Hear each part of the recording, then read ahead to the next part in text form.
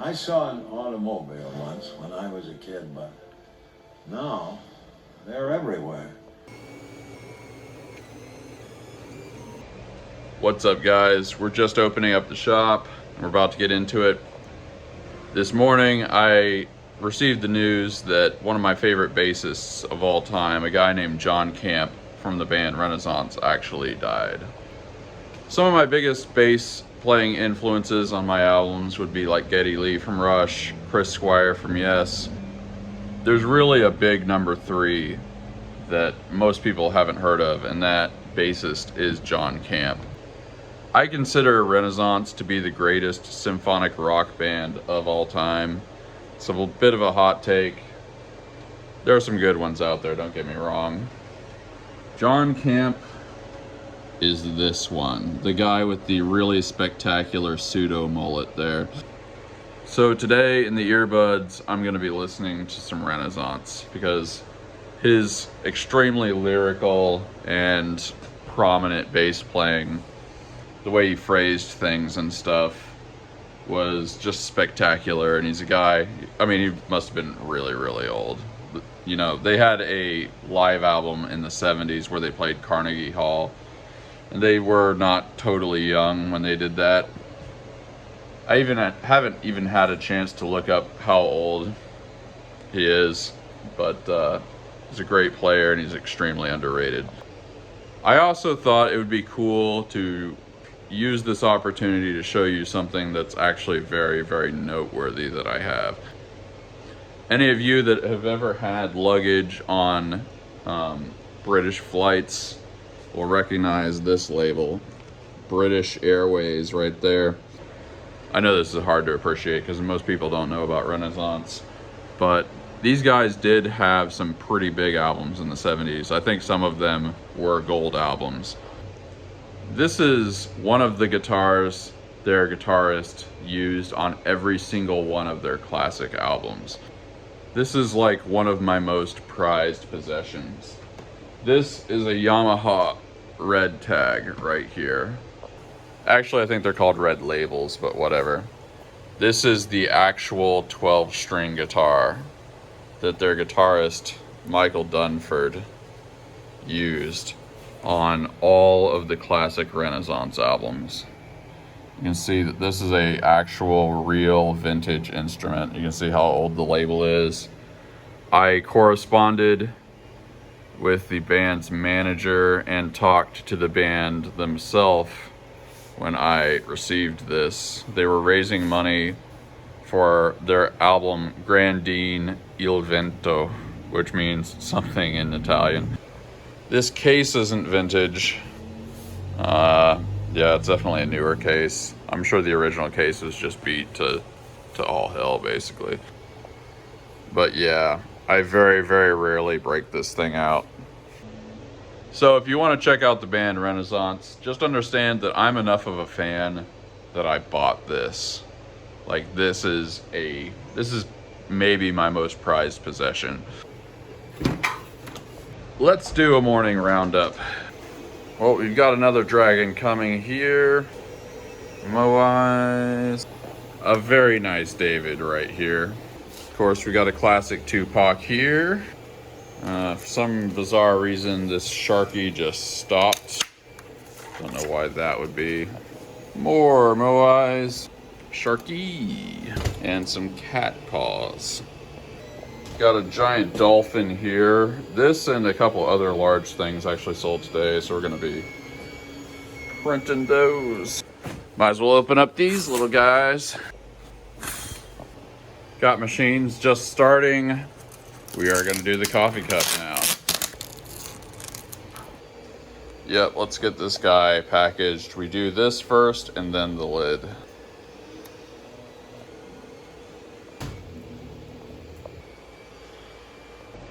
We're about to take that stuff to Klein's. I was just thinking about, like, man, there's so many biographical documentaries of famous people and stuff. And they always say stuff, they almost always say something like, they were an enigmatic figure. You know, what kind of person were they really? Outwardly, they were like this, but inwardly, they were like this.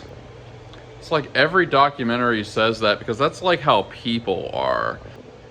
Maybe it's a little different in the era of social media because, you know, it's hard to have like a really fake persona when you're posting content all the time. Eventually, your real self kind of, it's very, very hard to be dishonest over a very long time. It's kind of like the old thing of like, well, if you give a 5-minute interview, you can seem a certain way, but if you do a 3-hour podcast where you're just talking about stuff, eventually it's like your real self kind of comes out. And especially if you're doing that over a long period of time, you know, it's very hard to be fake in a format like this, basically. So yeah, I don't know what made me think of that, but it seems like almost every documentary kind of says something like that. Like, who were they really? I mean, they probably didn't even know who they were, really. Really nice gold D20. It's gonna be a great Christmas gift for somebody, baby. Actually, this is going to a D&D club. Yeah, I'm just remembering that. Like, they have some kind of club that meets and people play D&D. Wow, I'm glad I remembered that. How could anybody ever be mad at me when I have this as my desktop background?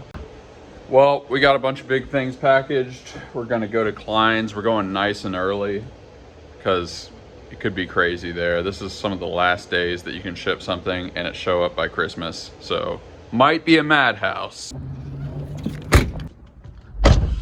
We are not doing coffee today because I want to get the absolute maximum amount of things in the mail. We've got coffee at the shop though. We'll be okay. Oh yeah, not even that bad.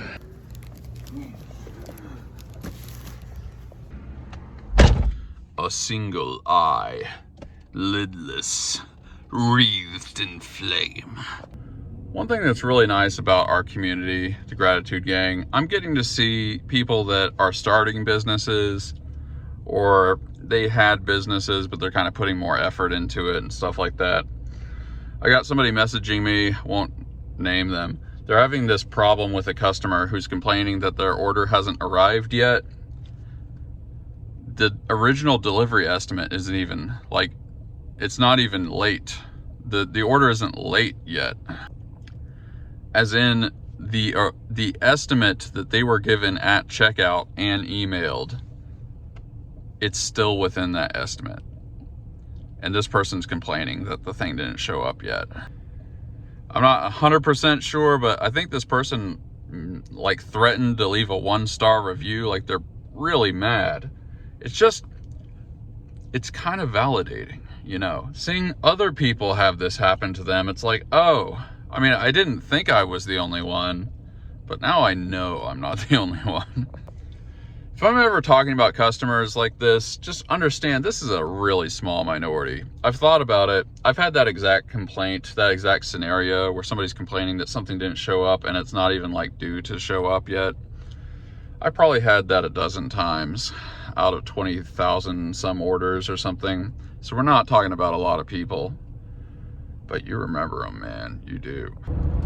You know, I thought I would take this opportunity to show you guys the kinds of things I cut out of these videos. Like, what you see in these videos is not exactly everything I'm doing every day. Like right now, I actually had to take 2 trips to go to Klein's because my car can only hold so much stuff. And I wasn't gonna film this, and I often don't film this because it's like, why go twice? Like, why show that? But I thought this one time I would show you. This is the kind of boring stuff that I just kind of cut out because we're trying to keep it streamlined and sleek.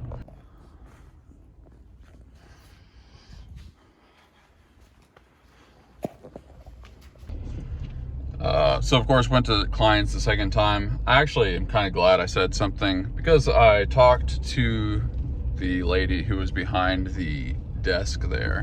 I was asking them, like, what are you guys telling people that are like the last days that you can ship things so that they'll show up for Christmas? And she pretty much more or less kind of agreed with my estimate of things. which is nice. It's nice to know that I've been telling people basically the right things. Sometimes it's actually good to check on stuff like that, because even if you've had a business that you've shipped things for a long time, stuff can change, you know? Like every year the post office gets a little worse. And it's probably maybe true of UPS and FedEx and all that stuff too. Did indeed get some coffee. You guys remember that strategic coffee reserve that I created at the beginning of Christmas season? This is where we're at on it. This thing was full, if you remember. Now we're about to package all this stuff. Anything that doesn't get picked up by the mailman picking things up, we're going to drop off at the post office before it closes. Very nice bronze Dorothy boy. Time to ship Dolphin boy. Kind of random, but since it's Christmas and everything, you know, Home Alone kind of is Die Hard, but it's a kid. Got a red Sauron.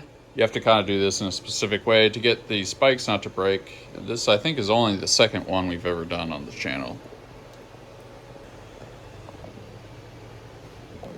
Golden frog dish. Classic alligator skull.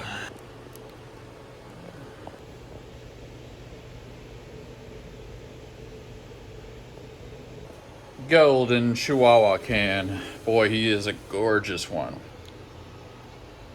Very shiny blue boy. Gray Sharky. We have a few post office things that I want to get before it closes. Get into the post office before it closes. So we're gonna do that now. Hope there's not just a giant line at the post office. I bet there will be a line, and it might be fairly large, but not out the door or anything.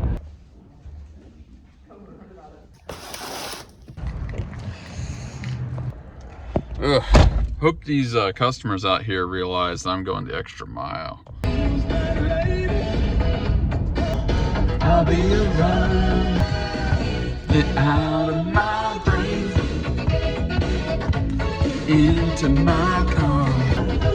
Why did popular music ever stop sounding like this? This is great. Back at the shop, White David. All right, time to get the black and white fade David can small package. So much drama in the LBC, it's hard being Snoop D-O double G. We've packaged everything there is to package pretty much. We are going to prep a bunch of things to paint, and those things are gonna get mailed tomorrow. And maybe in some kind of miraculous case, some of those arrive before Christmas. Hopefully none of the customers that bought those things are stupid. Tupac. Big alien hand. Second hand. And now for the alien head. We're gonna tape off these eyes and, or we're gonna paint them, let it dry, then tape them off, and then we're gonna paint the whole shebangle. Couple of Moais. D20 bank. This is actually gonna go black. We'll still paint it just to even out the color a little bit, but it's pretty much fine. Thought I would take a second to explain my thought process during this whole Christmas season. We are in the range now where nobody should be complaining about something not showing up for Christmas, for obvious reasons, like this is last minute at this point. But very often there's like one or two people that do complain about that. There are people that just think that like ordering 2 days before Christmas or 3 days before Christmas or something like that is like enough time. So I'm hoping we don't run into that today, or not today. This Christmas season in general has been really good. I've only gotten one bad review, and I'm hoping I'm not jinxing myself by saying that. But you've seen all the things go out. You've seen, there are many more things that I have shipped than I've shown you, because a lot of it's just repeats and stuff. And out of all those people, we really only had one that was actually dissatisfied. So things have been great, but I figured I would just give my 2 cents after having done this 7 times, basically. You could debate about the beginning because the first Christmas wasn't nearly as busy, but all this being said, we might get a couple of stinkers, but it's probably gonna be fine. It's not quite gratitude time yet, but I'm actually kind of grateful that I was able to handle this many orders. It actually wasn't as busy this Christmas season as I thought it might be. Like with the big printers and stuff, you never know how much stuff like that can sell. And it's like, I wasn't even sure it was going to be an amount that I could handle. So of course it would have been nice to sell more, but I sold a lot and kept up with it. And I don't think anybody reasonable is going to be unhappy. Let's just put it that way. Another Sharky. Einstein. Little froggy dish. Foot stop. This one's going white. Big old elephant dish guy. This is going to, of course, go silver. I don't know why I said of course. Usually these go gold. Time to do the big T-Rex. Just cut a little couple things to touch up here.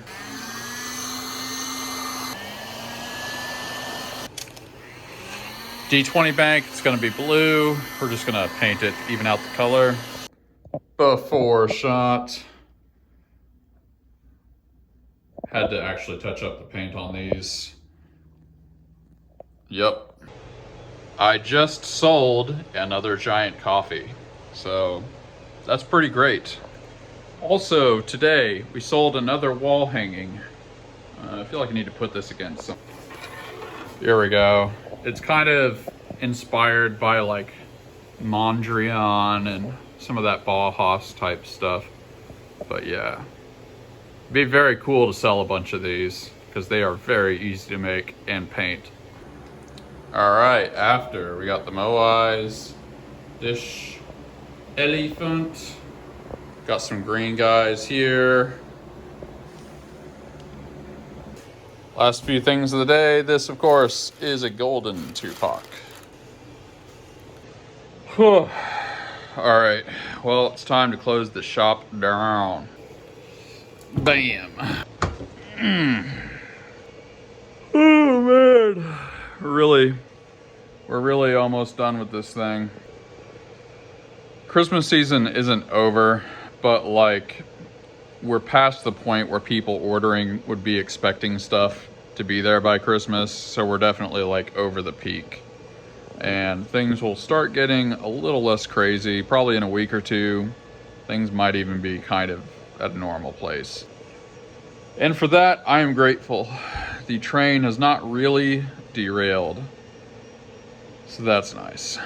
From Discord, from the last episode, Hacksaw Jim says, I know you make your own filament, but where are the prints that aren't white or black coming from? Some of them are random colors before painting. I guess this is implying that if you're making your own filament, it can only be white or black. Whatever filament, the way you color filament is with colorant. So the filament is just whatever color I make it. Josh on Discord says, for what it's worth, the raw, genuine nature of your videos is what I appreciate about them. You're out there doing it and not focusing on the meta of making your videos glitzy and glamorous with fancy lighting, etc.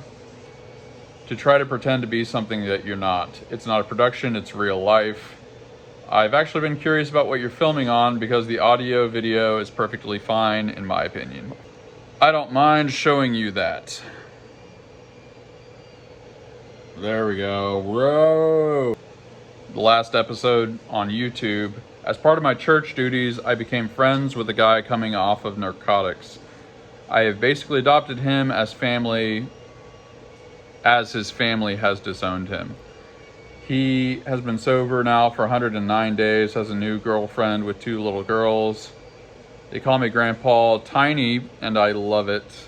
I have 5 of my own grandkids and 2 bonus ones now. Life has been good to me, and I'm happy to be in a position to give back. I'm grateful for it all. Merry Christmas to all. Well, I'm very glad that that guy is sober.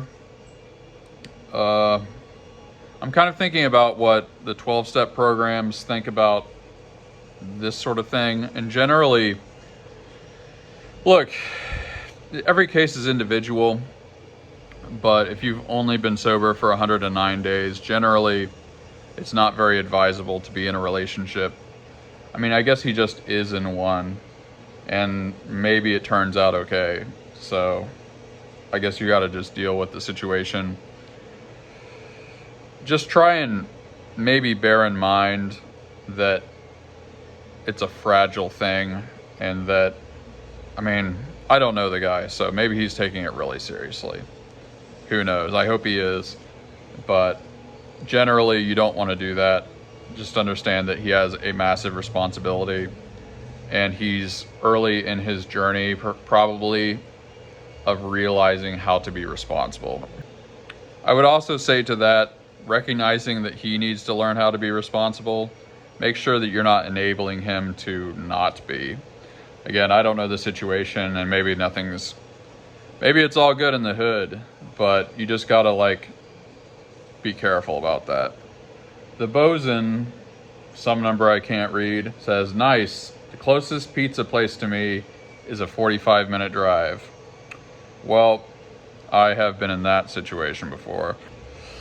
We'll read one more. Australian Flight Simmer, who's a pretty cool guy. He's got a great channel. Check it out. He's getting into 3D printing. That's sort of how we connected. Thanks for sharing how you kicked ass over Christmas. Oh, I'm grateful for sitting. I'm sitting, I guess, on 99 sales in less than 3 months with my own designs. Not bad. That is a pretty solid start. 99 sales is nothing to sneeze at, especially if they're really expensive, I guess, but that is a good feeling, and keep building on that foundation. Also, reach out for reviews. You want to milk that for everything it's worth. Well, in addition to the things that I said before, I am grateful for all of you. I'm grateful for the people that watch every day, or every couple of days, or whatever your routine is, because everybody's got their own routines. A lot of people drink the coffee while they watch this to get their head in the game. Like I said, it's been really busy with Christmas, and we're going to try to do a lot more with the content.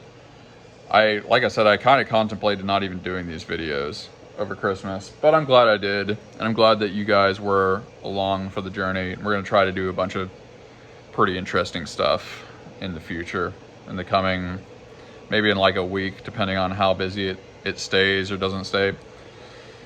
In any case, time for the gratitude gang to rise up. Tell me what you're grateful for. Tell me what's keeping you going. And it can be a substance that has caffeine in it. Just saying. Tell me what small moments are fueling your joy muscle. I don't know what I'm saying by the time I get to the end of the day, because it's just crazy in my brain. Tell us what's bringing you joy in your life, and write below in the comments. And go around like a lurker, just upvoting everybody else's comments, because it uplifts and it creates unity. We are the Gratitude Gang. We are grateful for things. Grateful for each and every one of you. So, thanks for tuning in, and I will see you in the next episode. Things can only get better.